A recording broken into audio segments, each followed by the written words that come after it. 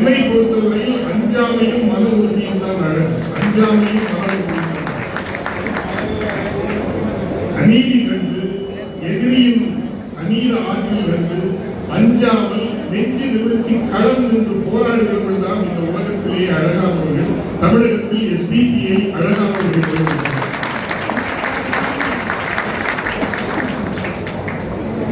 இங்க இருக்கிற பலரும் நாங்கள் தமிழ் பற்றாளர்கள், ஈழத்து பற்றாளர்கள், ஈழத்து கவிஞர் ஒன்று அத்தனை எழுதிய கவிதை ஒன்று உண்டு.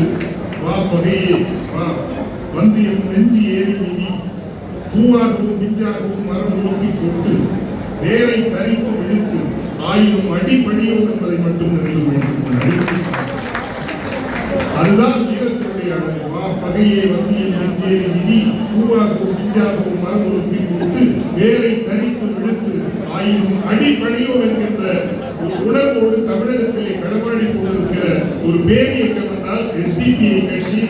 அந்த கட்சியை நான் மிகவும் மதிக்கிறேன். இயக்கம்